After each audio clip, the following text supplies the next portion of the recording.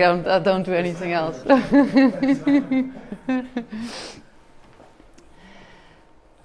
If I would like to introduce myself a bit, I have my Polish last name from my Swedish husband, who I met in Mexico.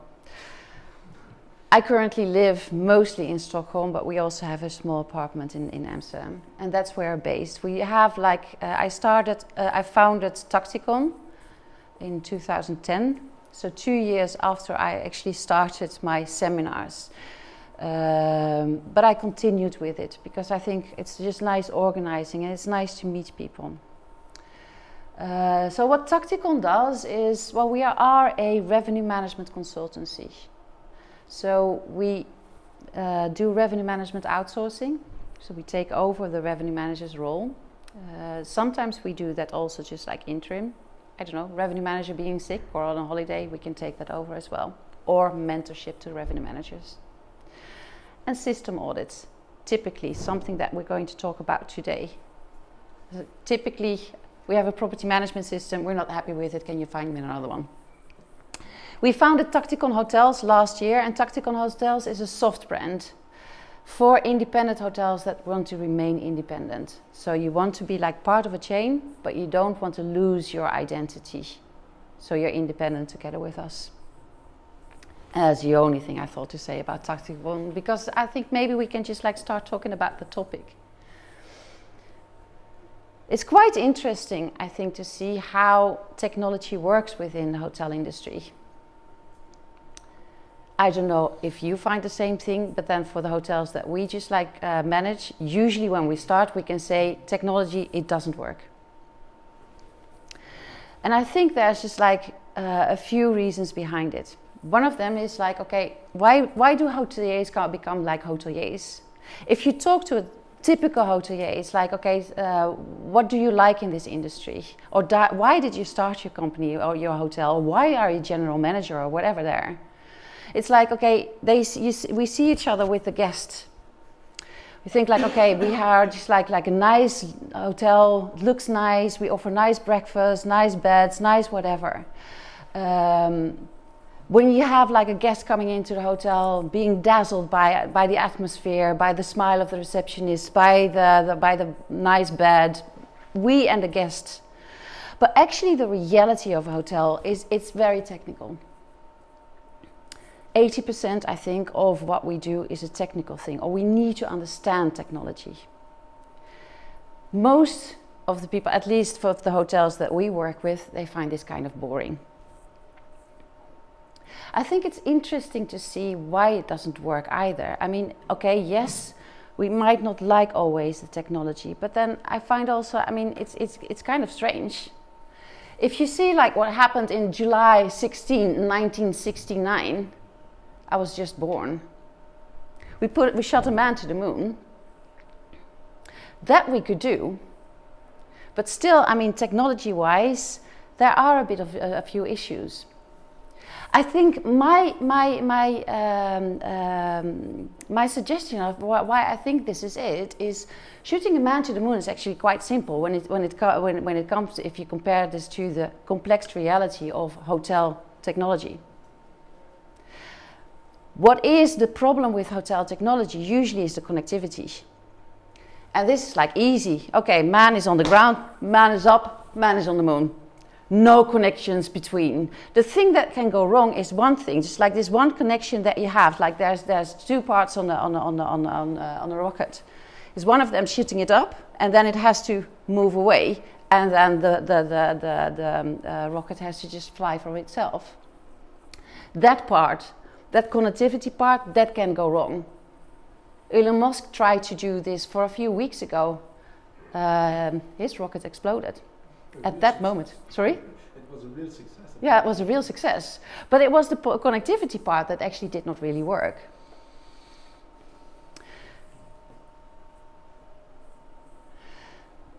Now let me go back. It's like, okay, what do we want to have out of systems? I think a few things are very, very, very important. And actually after the pandemic, they became more important. The buzzwords right now is communication. How do we communicate with our guests? First of all, from a loyalty point of view, guests are there, and ask us to talk to them about their specific needs, about their specific interests. For that kind of communication, we need to know a few things about our guests. We have systems for that. You can have a loyalty program for that as well and try to see, okay, why are you here? Can we offer you something that you would like to have? But it's also, pandemic just gave us this thing that people want to have like this contact-free communication with us. There are systems that are coming up for that. But communication is one of the things that is very, very, very vital when it comes to systems right now. Efficiency, well, okay, we came back after pandemic and nobody wants to work in the hotel industry anymore. Actually, nobody wants to work anywhere anymore, it looks like, because there's a lack of people everywhere. Which means that we need to be more efficient. We need to just do more with less. Systems can help us with that. There's no surprise here. I mean, you've heard it all before, I know that. The third thing is, it has always been an issue, it's the two-way connectivity. And I think actually this is also, I'm coming back to that, but I think also there's this understanding, or maybe not understanding, of what to ask for if you ask for a two-way connectivity. So say you have a property management system and you're not happy with it. You go to, I don't know, a good property management system, let's say Guestline, and you say, okay, do you connect to system A, B, C, and D that we have on site? Yes, we do. Okay, do you have a two-way connection? Yes, we do. But usually these two-way connections can either be just like made for a specific customer that has just like completely different requirements than what you have, or it can be a marketplace, and marketplaces sometimes can be like, okay, you are here, you do something in your property management system, but you need to also do that in your other systems. So you work in two systems. So when you have like your two-way connection, connectivity that you ask for systems, always ask, so how is my reservation coming in? What is this from a guest perspective? Because having a two-way or a two-way, it's two things, two separate things. Now we find that finding the right technology has its challenges. The reason why we started doing this for hotels is because we see that usually hotels base their buying impulses on two things. One of them is like, okay, I know another hotel that has this system, so it probably works. And the other thing is, I met a nice salesperson, so let me buy, trust you. But it might be so, well, in your case, of course not, but then it might be so that this system is not really what you wanted to have out of it. It's your specific needs that you need to look into, not just like the quick fix. And why are we going for quick fixes? I think it is because we have so much to do. Another thing is, I mean, our requirements are not really the same. I was a little bit into that before. If I could get like money for every time a hotelier asks me, okay, I have to have a new property management system, which one is the best? Can I note it down, so can I buy it? And I'll say, that's not how it works. I don't know what it is you want. We go into this whole RFP process in which we say, okay, where are you now? And where do you want to be in the coming 5 years? And which systems are going to be good for you? Usually this requirement for a system audit is for a property management system, sometimes for a CRS or a booking engine. But it starts with that. It's like, okay, where are you now? Where do you want to be? Which systems are good for you? If we do these RFPs, we've done a few times, there's never just like just like one specific PMS that comes up as the best one for this specific property. It's always something else, because everybody wants to have something else out of their systems. And if you buy something, buy a system, then you expect it to do A, but it does B, they are not going to be happy. So it's not good for you, for a hotelier, and it's not good for a system provider. So one system does not fit all. But it's also like depending on which markets you're into, which market segments you're trying to attract, what do they want to have out of you? The life of a hotelier is not really easy. We have to do a lot of things. First of all, we have to try to attract as many customers as possible. We have to try to get them to our hotels, but we also have to do this with a minimized amount of money spent, because we have our margin to think about. If we want to have guests in the room, we need to keep them happy, because if they are not happy, they're certainly going to talk about it. Review score going down, we revenue managers not happy either, because a review score that is going down, which means guests are not happy, guests are not being taken care of, even though you had a lot of them in your house. It's okay, we see this automatically in volume of guests we can attract and the rate we can ask for them. So it's a challenging time. There's never a hotelier where you talk to and says, that says, I have millions of time. So I think this is also where the quick fix comes from. Okay, I need a system. You're happy? Yeah, okay, I'll buy it.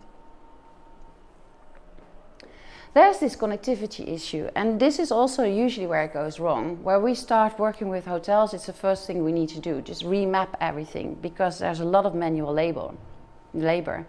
And it usually has to do with the fact, okay, they've just implemented a system for some time ago, mapped it, and then things changed. And then all of a sudden it doesn't work, and it's okay, I need to redo the mapping, I have too much to do, let's not do this.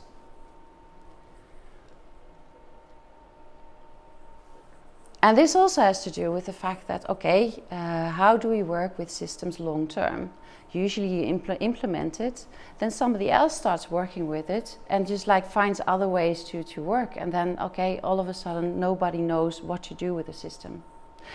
But it's also a fact that system providers, they improve their systems all the time.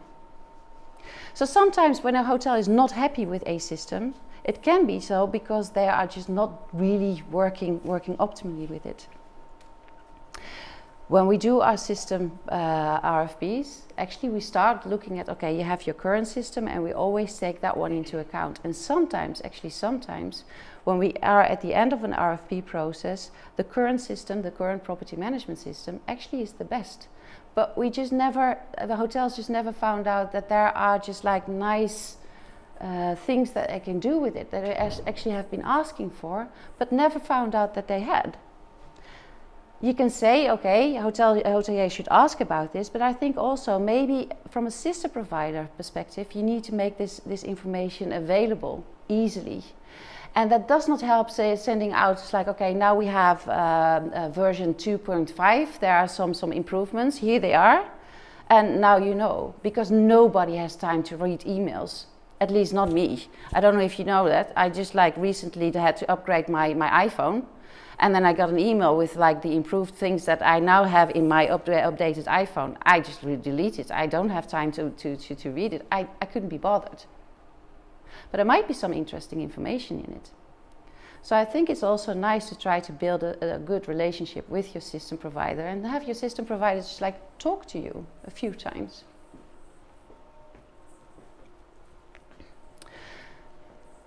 So I've been stating the obvious, which is good, because I'm just the beginner, and then the intelligent things comes from the speakers now. There's not a best system. There isn't, but there is a system that is best for you, or a system solution that is best for you. And finding that takes some time, because there are a lot of systems to choose from. Connectivity level. If you look for a system and you try to connect them to your current systems, just take another step. Don't only ask if it's a two-way connectivity, but how is your two-way connectivity? How is my reservation coming into my PMS? Whoever came to that the abbreviation, I don't really know. Premenstrual sarcasm, and that's a system. World is ever changing. And that means that sometimes we need to just redo this whole thing and say, okay, we have a tech stack, are we still happy with it? I think every 5 years at least it's good to look at, okay, what is happening in the world right now? and just try to get informed, but then also demand that from your system providers, that they just like talk to you. Don't send you an email or just like organize a webinar and think that you're informed, but just like have them say like, okay, this is what is good for you now. Would you like this, or what would you like to have out of your system? Can we just like improve ours? And that was the whole thing I wanted to say.